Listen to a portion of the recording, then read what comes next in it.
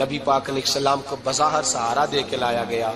کریم رسول نے لوگوں کو جمع کیا، حضور آج کیا ہونے والا ہے، آج کیا کہا جائے گا، آج کس لیے میٹنگ بلائی ہے؟ نبی کریم کے کل صحابہ جب مسجد میں جمع ہوئے تو کھچا کھچ مسجد بھری ہے۔ وصال ظاہری سے چند یوم پہلے کی بات، نبی پاک نے فرمایا آج تمہیں کوئی جہاد کی ترغیب نہیں دینی، آج کوئی نیا پیغام نہیں دینا، آج تمہیں بتانا ہے کہ رب نے اپنے بندے کو اختیار دیا ہے، چاہے تو دنیا میں رہے، چاہے تو اس کی بارگاہ میں حاضر ہو جائے۔ اس عبد نے بارگاہ ربوبیت کی طرف لوٹنے کا ارادہ کر لیا ہے۔ حضرت صدیق اکبر رونے لگے تو صحابہ نے کہا تمہیں کیا ہوا؟ کہنے لگے سمجھ نہیں رہے، کسی کی بات نہیں کر رہے، نبی پاک تو اپنی بات فرما رہے ہیں، اس نے جانے کا ارادہ کر لیا۔ سنیے میرے بھائی، محبوب پاک نے فرمایا بھائی کسی شخص کو میری طرف سے کوئی تکلیف پہنچی ہو تو بدلہ لے سکتا ہے، بدلہ لے سکتا ہے، کسی کو تکلیف پہنچی ہو۔ صحابہ پھوٹ کے رونے لگے، محبوبہ کرم ہی کرم ہوا ہے، رحمت ہی رحمت آئی، آپ کے بارے میں گمان کرنے والا بھی دائرہ ایمان سے نکل جائے گا۔ حضور آپ کیا فرما رہے ہیں؟ فرمایا نہیں بھائی اٹھو۔ پیچھے سے جناب عکاشہ بن محصن اٹھے، ہاتھ کانپتے ہیں، آگے بڑھے، کہنے لگے یا رسول اللہ، ایک جنگ کے موقع پر آپ نے درہ مارا تھا، ننگی پیٹھ پر صفیں سیدھی کراتے، بات دل میں رہ گئی ہے، میں نے بدلہ لینا ہے۔ نبی کریم نے فرمایا بلال دوڑ کے جاؤ، فاطمہ کے گھر درہ پڑا ہے، درہ لاؤ۔ سیدنا بلال حبشی کہتے میں گیا، دستک دی سیدہ طیبہ طاہرہ، حضرت فاطمہ فرمانے لگی بلال کیسے آئے ہو؟ اماں جی وہ درہ چاہیے تھا۔ سیدہ کو تشویش ہوئی، کہنے لگے بلال نہ تو جنگ پہ جانا ہے، نہ جہاد ہے، نہ کوئی ایسا موقع ہے، حضور کی تو طبیعت مبارک بظاہر بڑی علیل ہے، درہ کیا کریں گے؟ حضرت بلال عرض کرنے لگے اماں جی ایک صحابی بدلہ لینے لگے ہیں، صاحب طبقات نے جملے لکھے ہیں، کہتے ہیں بی بی صاحبہ نے درہ بھی دیا اور امام حسن حسین کو بھی باہر نکالا۔ فرمانے لگی عکاشہ سے کہنا 100 درے مارے، ان دو شہزادوں کے جسم پر نبی پاک کے قریب نہ جائے، میں نے 2 بچے پیدا ہی اپنے محبوب پر قربان کرنے کے لیے کیے، ان کو لے جائے۔ حضرت بلال کہتے میں 2 شہزادے لے کے آیا، اور جب دروازے میں میں لے کے پہنچا تو نبی پاک نے دیکھا تو آنکھوں میں آنسو آ گئے۔ فرمایا ان کو بٹھا دو، مجھے پتا ہے فاطمہ نے کیا کہہ کے بھیجا ہے۔ حضرت سیدنا بلال فرماتے ہیں درہ میں نے جناب عکاشہ کو دیا، حضرت عکاشہ درہ لے کے آگے جو بڑھے تو حضرت ابو بکر صدیق نے ان کے پیروں پہ ہاتھ رکھا، فرمایا عکاشہ میری طرف آ یار، مجھے مار درے، نبی پاک کے قریب نہ جا۔ مصطفیٰ کریم نے فرمایا ابو بکر تو ہٹ جا، اسے آنے دے۔ فرماتے ہیں میں چند قدم آگے گیا تو مولا علی شیر خدا نے میرے پیر پہ ہاتھ رکھا، کہنے لگے عکاشہ سوچ تو صحیح تو کیا کر رہا ہے؟ حضور نے فرمایا علی ہٹ جاؤ، میرا اور ان کا معاملہ ہے۔ جناب عکاشہ آگے بڑھ رہے، نبی کریم نے فرمایا میں اپنی امت کو درس دینا چاہتا ہوں، خبردار خبردار زندگی میں تمہارے ہاتھ سے زبان سے کسی کو تکلیف نہ پہنچنے پائے، خبردار یاد رکھنا وہ معاشرے بگڑ جاتے ہیں، وہ معاشرے تباہ کر دیے جاتے ہیں جہاں ظلم ہوتا ہے، جہاں زیادتی ہوتی ہے، جہاں لوگوں کو ستایا جاتا ہے۔ محبوب کریم کے قریب آئے حضرت عکاشہ کہ حضور میری پیٹھ ننگی تھی، آپ بھی ذرا کپڑا ہٹائیے۔ نبی کریم نے پیٹھ سے کپڑا ہٹایا، جناب عکاشہ نے درہ جو اٹھایا تو صحابہ کی چیخیں نکلی، حضرت عکاشہ نے درہ دور پھینکا، حضور کے بطن اطہر سے لپٹ گئے، چومنے لگے، کہنے لگے حضور وہ تو صفیں سیدھی کراتے لگ گیا تھا، آپ نے کہاں مارا تھا؟ یا رسول اللہ میں تو بہانہ بنا رہا تھا کہ جاتی دفعہ مجھے وجود چومنے کا موقع نصیب ہو جائے، مجھے یہ موقع نصیب ہو جائے۔ میرے حبیب نے فرمایا جس نے جنتی دیکھنا ہو میرے عکاشہ کی زیارت کر لے۔ بھائی ظلم کا دروازہ کھلا ہوا ہے اور لوگ بھول جاتے ہیں زیادتی کرتے ہوئے، وہ بہو سے ہی کیوں نہ کریں، وہ اپنے گھر کے بھول جاتے ہیں کہ شاید پوچھنے والا کوئی نہیں، شاید میزان نہیں لگے گا۔ ایران کے بادشاہ نے اپنے بیٹے کو پڑھانے کے لیے ایک استاد صاحب کا بندوبست کیا۔ استاد صاحب کو کہا کہ میرے بچے کو دین پڑھائیے، میں چاہتا ہوں کل اس نے عنان حکومت کو سنبھالنا ہے تو یہ دین سے آگاہ ہو جائے، اس کو کچھ سکھائیے، پڑھائیے۔ بہت نیک بزرگ بڑے درویش عالم پڑھانے لگے، اسباق مکمل ہو گئے، دین کے اسباق قرآن مجید پڑھایا، احادیث طیبہ کا درس دیا، اصول فقہ سے روشناس کرایا۔ جب بچے نے مکمل تعلیم حاصل کر لی اور آمین ہو گئی، دستار ہو گئی، فارغ ہو گئے تو پھر ایک دن استاد صاحب نے کہا بیٹے کل تم نے ضرور آنا ہے، کچھ بات کرنی ہے۔ شہزادہ گیا ملنے استاد صاحب سے، استاد صاحب نے کنڈی لگا لی، ہاتھ میں درہ پکڑ لیا، مار مار کے پورے وجود کو زخمی کر دیا، کوئی غلطی نہیں، کوئی بات نہیں، مارا۔ اب بچہ آیا آ کے بادشاہ سلامت سے کہا کہ ابا جی سمجھ نہیں آئی، بڑا مارا ہے استاد۔ تو سیانے تھے نا بادشاہ، یہاں تو قاری صاحب روز کٹہرے میں کھڑے ہوتے ہیں، مولوی صاحب آپ نے میرے بچے کو کیوں مارا ہے؟ آپ 8,000 کے مولوی ہیں، میرا کئی کروڑ کا بچہ ہے، سویرے بدل لیں گے، خبردار آپ نے بچے کو ہاتھ لگایا، اپنی حیثیت میں رہے معاذ اللہ۔ جو قومیں استادوں کو کٹہروں میں کھڑا کرتی ہیں وہ ترقی نہیں کر پاتی، جو استادوں کو کٹہروں میں روز کھڑا کرتے ہیں۔ کہا ابا جی بڑا مارا ہے، تو والد بڑے سمجھدار تھے، کہنے لگے بیٹا استاد باپ ہوتا ہے، وہ زیادتی نہیں کرتا، کوئی بات ہوگی میں تیرے استاد کو کٹہرے میں نہیں بلاؤں گا۔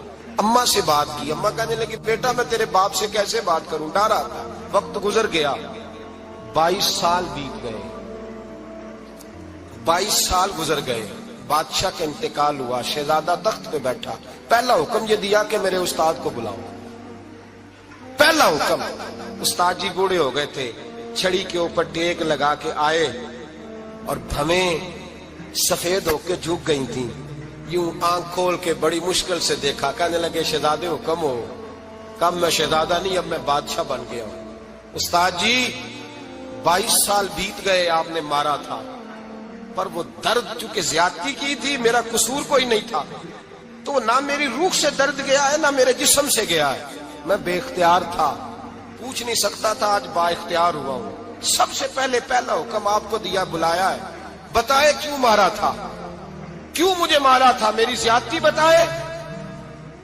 تو استاد، بوڑھے استاد کی آنکھیں آنسوؤں سے بھر گئی، کہنے لگے بیٹے بس آج کے دن کے لیے مارا تھا، یہ جو دن آ گیا نا میری زندگی میں اس لیے مارا تھا، یہ میں چاہتا تھا میری زندگی میں وقت آئے، آج کے بس میری مراد پوری ہو گئی۔ کہا صاحب کس لیے، مجھے بھی سمجھائے۔ آپ فرمانے لگے کتنی دیر ہو گئی تجھے مار کھائے ہوئے، کتنا زمانہ بیت گیا؟ کہنے لگا 22 سال۔ فرمایا زخم بھولے تو نہیں، درد ختم تو نہیں ہوئی، تمہیں بات 1 منٹ کے لیے بھی تمہارے حافظے سے محو تو نہیں ہوئی؟ کہا استاد جی روز رات کو یاد آتی، روز خیال آتا تھا۔ استاد کہنے لگے بھائی تو بے اختیار تھا، پوچھ نہیں سکا، 22 سال تجھے یاد رہا، مجھے پتا تھا تو ایک دن حکمران بنے گا، میں نے تجھے اس لیے مارا تھا کہ بیٹے یاد رکھنا، کسی پہ ظلم نہ کرنا، اگر تجھے 22 سال تک یاد رہا ہے تو جس پر تو ظلم کرے گا اسے بھی قیامت تک یاد رہے گا، اور یہ یاد رکھنا تو آج با اختیار ہوا تو تو نے مجھے بلا لیا ہے، قیامت کے دن غریب با اختیار ہو جائیں گے، مظلوم با اختیار ہو جائیں گے، وہ با اختیار ہوں گے، للہ الواحد القہار، رب کریم کی بارگاہ کے اندر ان کا اختیار ہوگا، اکیلے اللہ کی حکمرانی ہوگی، پھر وہ بلائیں گے، بڑے بڑے کج کلہ دنیا میں جن کی پگڑیاں اونچی تھی وہ سر جھکائے کھڑے ہوں گے، دنیا میں جو ڈکٹیٹر بنتے تھے ان کی پشتیں لال ہوں گی، ان کو غدار لکھا جائے گا، قیامت تک نہیں بھولے گا۔ ظلم کرنا تو سوچ سمجھ کے کرنا، اتنا کرنا جتنا تم سہ سکتے ہو، اتنی زیادتی کرنا جتنی قیامت میں تم برداشت کر سکتے ہو۔ میرے نبی کریم صلی اللہ علیہ وسلم نے فرمایا ظلم سے بچو، یہ قیامت کے اندھیروں میں سے ایک اندھیرا ہوگا، زندگی میں زیادتی نہ کریں، اگر تھوڑی دیر کے لیے کوئی چیز برداشت کر جائیں گے تو وہ فائدہ دے جائے گی، کچھ دیر کے لیے اگر سہ جائیں گے تو نفع مل جائے گا، سہنے کی کوشش کریں لیکن زیادتی نہ کریں، نظر کو، سوچ کو، ذہن کو پاک رکھیں، اور میرے بھائی زندگی پوری ظلم سے بچیں، زیادتی سے بچیں۔ امیر المومنین حضرت جناب سیدنا عمر فاروق رضی اللہ تعالیٰ عنہ رات گھر میں تھے تو رونے لگے، بڑی دیر تک روتے رہے، والدہ اٹھی تو صاحبزادے سے کہنے لگی پتہ کرو تمہارے باپ کو کیا مسئلہ ہے۔ شہزادے آئے، کہنے لگے امیر المومنین والد گرامی کیا ہوا؟ تو حضرت عمر فاروق کہنے لگے بیٹا اپنی اماں کو بلاؤ۔ والدہ آ گئی، کیا بات ہے، کچھ طبیعت خراب ہے تو حکیم کا بندوبست کیا جائے۔ تو حضرت عمر کہنے لگے کچھ بھی نہیں، آج مسجد سے نکلا ہوں تو نبی پاک کے صحابہ میری تعریفیں کر رہے تھے۔ یہ حضرت فاروق اعظم کے وصال کے قریب کے دن ہے، تعریفیں تو حضرت یہ رونے کی بات ہے کہ خوش ہونے کی؟ آپ فرمانے لگے نہیں، سوچتا ہوں باہر تو میں اچھا رہا ہوں، پتہ نہیں گھر میں ہی کوئی زیادتی نہ ہو گئی ہو، پتہ نہیں تمہارے ساتھ بھی میرے معاملات ٹھیک تھے کہ نہیں، صحابہ تو تعریف کرتے ہیں، رو رہا ہوں تمہاری وجہ سے نہ الجھ جاؤں، بیوی ہی نہ کہے میرا حق ہی ادا نہیں کیا۔ یہ لفظ کہتے کہتے پہاڑ ہے یہ شخص، کیسر و کسرا کانپتے ہیں۔ حضرت عمر رو پڑے، بی بی سے کہنے لگے مجھے اللہ کی رضا کے لیے معاف نہیں کر دیتی؟ میرے اوپر بوجھ تھا امت کا، میں ساری رات مدینے کی گلیوں میں پھرتا تھا، دن سارا مسجد میں گزرتا تھا، میں تجھے وقت نہیں دے پایا، معاف نہیں کر دیتی؟ تو زوجہ کہنے لگی نہیں عمر، میں نے بھی زندگی میں اپنا کوئی سکھ چین نہیں دیکھا، کوئی چاؤ پورا نہیں کیا، میں کیسے معاف کر دوں؟ میں نہیں معاف کرتی۔ حضرت عمر زمین پہ بیٹھ گئے، رونے لگے، کہنے لگے چل معاف کر دے۔ کہنے لگی ایک وعدہ کرو، قیامت کے دن رب کریم کی بارگاہ میں میری سفارش کرو گے؟ اللہ کی بارگاہ میں عرض کرو گے کہ اللہ اچھی تھی، مجھے کپڑے دھو کے دیتی تھی، روٹی پکا کے دیتی تھی، میری عزت کی محافظ تھی؟ جناب عمر کہنے لگے تیرے ساتھ وعدہ ہے، رب اپنے فضل سے عمر کو جنت دے گا تو عمر تجھے جنت میں ساتھ لے کر کے جائے گا، تیرے ساتھ وعدہ ہے۔ میرے بھائی جن کے دلوں میں احساس تھا کہ ہم سے کوئی زیادتی نہ ہو جائے کسی جگہ، وہ تو یہاں تک معاملہ کرتے تھے، یہاں تک ان کا خیال رہتا تھا۔ عزیزو، ایک تو نظر میں حیا پیدا کریں، والدین کی بہت بڑی ذمہ داری ہے۔ لاکھوں بچے مرضی کی شادیاں کر رہے ہیں، ہزاروں گھر اجڑ رہے ہیں، یہ وہ والا زہر ہے جو ہر گھر میں تیزی سے پھیلتا چلا جا رہا ہے۔ پہلے ہم کہتے تھے کہ بچہ باہر نہ نکلے، اب کہتے ہیں اللہ کہیں موبائل لے کے تنہا نہ بیٹھ جائے، کہیں تنہا نہ بیٹھ جائے، کیا بنے گا اس کا اگر یہ گندگی اور یہ ایسا نشہ ہے جو اجاڑ کے رکھ دے۔ بخاری شریف میں حدیث ہے، قاضی ایاز مالکی رحمۃ اللہ علیہ نے بڑی تفصیل سے لکھی ہے، راوی حضرت انس بن مالک ہیں۔ ایک بندہ بڑی دور سے آیا نبی پاک صلی اللہ علیہ وسلم کی زیارت کے لیے، بڑی دور سے۔ عرب کے جو سردار ہوتے تھے ان کے بڑے ناز نخرے ہوتے تھے، وہ خیر آج بھی ہیں، پروٹوکول کا ماحول آج بھی، یعنی وزیر صاحب کے آگے دو چار گاڑیاں نہ ہوں تو ان کو مزہ ہی نہیں آتا، پولیس والے آگے پیچھے بھاگیں تو، حالانکہ ان کو نہیں پتا کہ جو پولیس والے آگے پیچھے بھاگ رہے ہیں نا، یہ حکومت بدلی تو گرفتار کرنے بھی انہوں نے آنا ہے، لیکن وہ بڑا مزہ آتا ہے جب لوگ گاڑی کے پیچھے بھاگتے ہیں۔ کیا بات ہے جناب، بڑی بات۔ اور ہماری طبیعتوں میں پتہ نہیں کون سی، تو نبی پاک صلی اللہ علیہ وسلم کی خدمت میں وہ شخص بڑی دور سے آیا، تو عرب کے بادشاہوں کا مزاج تھا، پروٹوکول بڑا چاہتے تھے، ان کا تو یہ طریقہ تھا کہ حکمرانی کرنی ہے جیسے بھی ہو۔ اگر کسی غلام نے دھوپ میں بندھا رہ گیا، اونٹ اور چھاؤں میں نہیں باندھا تو درے مارتے تھے، اور اگر اس نے کھول کے باندھ دیا تو پھر بھی مارتے تھے، کہتے تھے اتنا سیانا ہو گیا تو انہیں پوچھا ہی نہیں، خود بخود ہی باندھ دیا۔ وہ شخص حضور کی بارگاہ میں آیا اور بہت سارے لوگوں کے پاس کیونکہ وہ جاتا تھا اپنے سربراہ کا پیغام لے کے، تو وہ کانپ رہا ہے جب حضور کی بارگاہ میں گیا، ڈر رہا ہے۔ اب ذرا بات کو سمجھنا، نبی پاک صلی اللہ علیہ وسلم نے اس سے فرمایا کیوں ڈرتے ہو؟ سادہ آدمی ہے، دیہاتی ہے، بدو ہے۔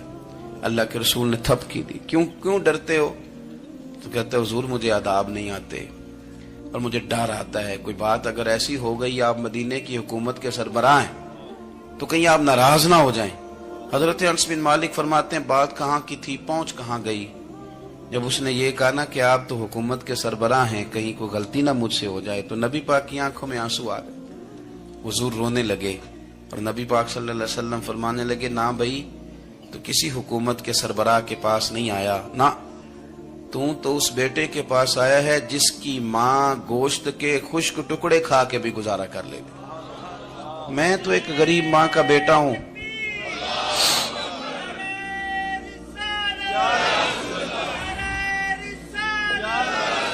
بھائی اگر آپ کا یہ ذوق بن جائے، دیکھو نا آج تو لوگ بھول جاتے ہیں نا، کپڑے بدل لیتے ہیں تو وہ سمجھتے ہیں کہ شاید سارا کچھ ہی بدل گیا، یعنی گاؤں سے آ کر پڑھنے والے بھول ہی گئے ہیں کہ کس کی ماں نے کتنا زیور بیچا تھا۔ لوگ بھول جاتے ہیں چیزوں کو، اپنے ماضی کو یاد رکھیں، آپ لوگوں کے ساتھ پیار کریں، آپ لوگوں کو موقع دیں، آپ تھوڑی سی اور کوشش کریں اس شخص تک جانے کی جو آپ کو مایوس نظر آ رہا ہے، پریشان نظر آ رہا ہے۔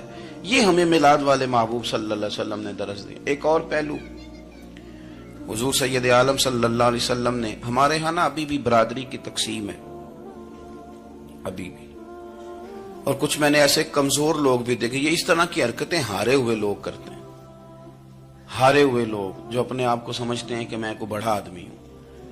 بڑا آدمی تو اپنے اخلاق سے ہوتا ہے، اپنے کردار سے ہوتا ہے، اپنی سخاوت سے ہوتا ہے، لوگوں سے پیار کرنے سے ہوتا ہے۔ باقی یہ کہ بیٹھ کے کہانی سنانا کہ میں بڑا کچھ کرتا ہوں، تو جو کچھ کرتا ہوتا ہے اسے سنانے کی کوئی ضرورت ہے؟ ایک وہ بہت سارے لوگ آپ تعزیت کرنے جائیں نا والد کے انتقال کے بعد، تو ان بیچاروں کو بتانا پڑتا ہے کہ ابا جی میرے بغیر دوائی نہیں کھاتے تھے۔ تو میں کہتا ہوں اگر تیرے بغیر نہیں کھاتے تھے پھر بتانے کی ضرورت نہیں، پھر تو سارے گاؤں کو پتا ہوگا کہ تیرے بغیر نہیں کھاتے تھے۔ اور اگر کوئی دال میں کالا ہے تو پھر تیری وضاحت کوئی بندہ قبول نہیں کرے گا۔ تو آپ کو بتانا کیوں پڑ رہا ہے؟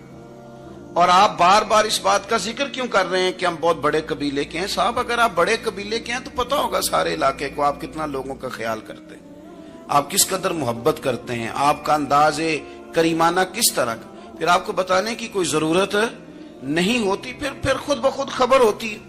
حضرت سیدنا ابو ذر غفاری رضی اللہ تعالیٰ عنہ، قبیلہ بنو غفار ایک بڑی شاخ تھی قبیلوں میں سے، جو لوگ اس زمانے میں مالدار قبیلوں سے تعلق رکھتے تھے ان میں سے ایک بڑا نام تھا۔ ساری زندگی چودراہٹ کی، لیکن میلاد ایک انقلاب کا نام ہے۔ میں میلاد منانے والے دوستوں سے گزارش کرتا ہوں کہ آپ ہر سال میلاد منائیں، اور ہر سال میلاد کے بعد آپ تھوڑے بدل بھی جائیں، یعنی تھوڑے سے بدل جائیں۔ کچھ لوگ کہیں یار یہ داڑھی میں نے نا 12 ربیع الاول والے دن رکھی تھی، یہ میری میلاد والی داڑھی ہے۔ اور داڑھی رکھیں بھی نبی پاک کی مرضی کی۔ کس کی مرضی کی؟ نہ ناراض ہو جائے جی میں ٹور چلا، بس کس مرضی کی جی؟ اپنی مرضی کے نہیں۔ داڑھی کا وزن کو نہیں ہوتا کہ پوری مٹھی رکھیں گے تو آپ کو کوئی دقت ہوگی، کوئی وزن نہیں، پوری رکھیں، جو حضور کا طریقہ مبارکہ ہے جو ہمیں ملتا ہے اس پر آپ توجہ فرمائیں۔ تو میں جو بات عرض کرنے جا رہا ہوں وہ میلاد انقلاب ہے۔ حضور سید عالم صلی اللہ علیہ وسلم کی بارگاہ میں آنے سے پہلے لوگ کچھ اور ہوتے تھے، اور یہاں سے ہو کے جاتے تھے تو پھر ان میں تبدیلی آتی تھی۔ میں سارا دن کرامتیں سناؤں نا کسی کو اپنے پیر صاحب کی، اور اپنے گھر میں بھی کہ میرے حضرت بڑے، میرے استاد بڑے، لیکن بیوی کے ساتھ اگر میں ترش لہجے میں بات کروں گا تو وہ کہے گی یہ سکھاندے نے تینوں پیر صاحب۔ دوست کہیں گے یہ سکھاتے ہیں آپ۔ تو آپ کی کہانیاں نہیں چلتی، آپ کا کردار چلتا ہے۔ حضرت ابو ذر غفاری رضی اللہ تعالیٰ عنہ فرماتے ہیں چونکہ میں چودھری تھا، سیدنا بلال حبشی رضی اللہ تعالیٰ عنہ کے پاس میں بیٹھا تھا، کسی بات میں بات آگے بڑھی اور بڑھتے بڑھتے بات شکرنجی تک چلی گئی۔ رائے کے اختلاف نے باتوں میں تلخی پیدا کر دی، اور جب تھوڑے لفظ اور تیز ہوئے تو میں نے انہیں کہہ دیا چپ کر، تو ابشن کا بیٹا ہے۔ کس کے بیٹے تھے حضرت بلال؟ کہتے ہیں جب انہوں نے مجھے کہا تو میرا دل بڑا ٹوٹا، لیکن میں نے ارادہ کیا کہ میں نے حضور کی بارگاہ میں نہیں عرض کرنی، اب ہر بات کی ہم حضور کی بارگاہ میں شکایت کریں۔ لیکن میں جا کے مسجد میں بیٹھا، اور جب سرکار آئے نا، ارادہ نہیں تھا کہ عرض کروں گا، لیکن حضور کا چہرہ دیکھا تو دکھ میرا خود ہی تازہ ہو گیا۔ رونے کا بھی تو تب ہی مزہ آتا ہے نا کوئی اپنا ملے تو۔ فرماتے ہیں کہ میرے آنسو نا بغیر اختیار کے چھلک پڑے، اور میں کھل کے روئے، کھل کے۔ قربان جاؤں محبوب کے بھی حضور نے پاس نہیں بلایا، بلکہ نبی پاک اٹھ کے خود میرے پاس آئے اور مجھے کندھوں سے پکڑ کے سینے سے لگایا، اور جب میں کھل کے رو لیا تو حضور میرے آنسو پوچھنے لگے۔ کچھ شعر ایسے ہوتے ہیں جو کسی نے کہے ہوتے ہیں، اور کہنے والا جو ہوتا ہے وہ صاحب حال ہوتا ہے، تو اس میں کچھ خوبصورتی زیادہ ہی ہو جاتی ہے۔ ایک پنجابی کے شاعر ہمارے گجرات میں گزرے، بزرگ تھے، ان کا ایک شعر ہے، وہ کہتے ہیں ایک واری میری آنکھیاں چوں اونا نے اتھرو پونجے سن، ایک واری میری آنکھیاں چوں اونا نے اتھرو پونجے سن، ہن تے چسکا پی گیا رونے دا۔ ایک واری میری آنکھیاں چوں اونا نے اتھرو پونجے سن، ہن تے چسکا پی گیا رونے دا، تے ہر ویلے آہو زاری دا۔ تو میں روز رونے لگا ہوں، مزہ ہی بڑا آیا ہے جب سے محبوب نے چپ کرانا شروع کیا۔ میرے عزیز، اور پھر حضرت بلال حبشی رضی اللہ تعالیٰ عنہ چونکہ حضور کے غلام تھے، اور انہیں پتا تھا کہ سرکار میری ناز برداری کرتے ہیں، حضور نے چپ کرایا۔ فرمایا کیوں روتے ہو؟ تو عرض کرنے لگے یا رسول اللہ صلی اللہ علیہ وسلم، اگر میں ابشن کا بیٹا ہوں تو میری تو غلطی کوئی نہیں نا، یہ تو تقسیم اللہ کی ہے نا۔ الذی خلقک فسواک فعدلک فی ای صورت ما شاء رکبک، جس طرح وہ چاہتا ہے، جس کو چاہتا ہے اس طرح کی اس کی صورت بنا دیتا ہے۔ تو مجھے ابشن کا بیٹا کہا جاتا ہے، میری غلطی کیا ہے؟ حضرت بلال نے بھی نہیں بتایا کس نے کہا، لیکن نبی پاک صلی اللہ علیہ وسلم نے کیا فرمایا؟ امام یوسف صالحی نے لکھا ہے، ذرا غور کرنا بات پر، تسلیاں لوگ اور رنگ میں بھی دیتے ہیں، پر یہ تسلی بڑی انوکھی ہے۔ حضور فرمانے لگے بلال اگر تو ابشن کا بیٹا تو پریشان کیوں ہوتا ہے؟ کالے رنگ والی ماں کا بیٹا ہے تو پریشان کیوں ہوتا ہے اگر تیری والدہ کا رنگ کالا ہے تو؟ عرض کی حضور آپ کیا فرمانا چاہتے ہیں؟ تو سرکار فرمانے لگے میں دو ماؤں کا بیٹا ہوں، ایک جناب آمنہ جنہوں نے مجھے پیدا کیا، اور ایک حضرت ام ایمن جنہوں نے میری پرورش کی، مجھے بڑا کیا۔